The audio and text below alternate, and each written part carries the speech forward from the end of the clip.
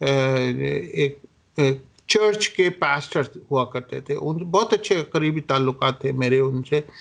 ان سے ہم نے سیکھا، ان کے چرچ میں پری میڈل کورس وہ پڑھاتے تھے تو ان سے سیکھا۔ سب سے پہلا پلر جو ہے وہ ایمان کا ہے، نہ صرف اللہ سبحانہ تعالیٰ کے اوپر ایمان ہو بلکہ آپ کے ایک دوسرے کے اوپر بھی فیتھ ہو۔ دوسری چیز کمیونیکیشن ہے،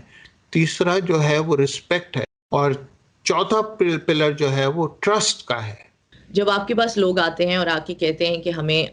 طلاق چاہیے اور یہی ہمارے مسئلے کا حل ہے، تو اس میں آپ کو سب سے زیادہ جو لڑائی کی جو وجوہات ہیں وہ کیا نظر آتی ہیں؟ کمیونیکیشن نہیں آپس میں۔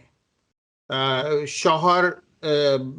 کی شکایت یہ ہے کہ بیوی میری بدتمیزی کرتی ہے مجھ سے، یا شوہر میرے ساتھ زیادتی کرتا ہے، یا انفیڈیلٹی کا مسئلہ ہے کہ بھئی آپس میں دوسرے پرانے دوستیاں ہیں ان کے ساتھ، اپوزٹ سیکس کے ساتھ۔ اس میں نہ صرف لڑکوں کے مسئلے ہیں، مردوں کے، شوہروں کے، بلکہ آج کل خواتین کے بھی وہ مسئلے کافی بڑھ رہے ہیں۔ جو ایک بڑی چیز جو کہ ہمارے ممالک کے لوگوں میں ہے وہ آؤٹ سائڈ انٹرفیئرنس ہے، مطلب جیسے ان لاز کی انٹرفیئرنس، ساس سسر کی۔ آج کل یہ بہت ہو رہا ہے کہ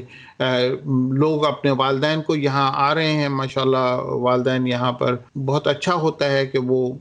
نانا نانی دادا دادی آ کے بچوں کے قریب رہیں یا ان کے ساتھ، مگر اس کے ساتھ جو ایک مسئلہ ہو رہا ہے وہ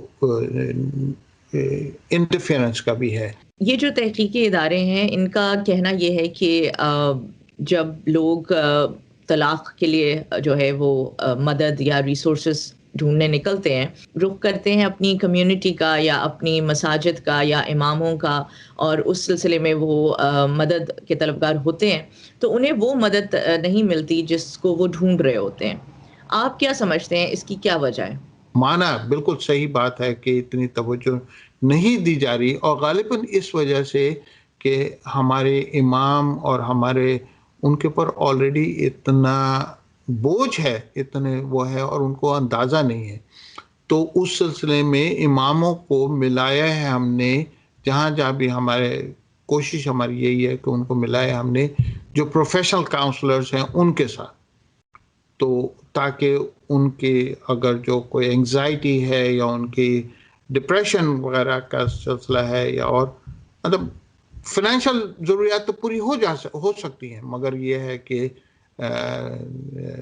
جو اور دیگر مینٹل ہیلتھ کی جو ایشوز ہے اس کے سلسلے میں ان کی مدد کرنی چاہیے اور بہت ضروری ہے۔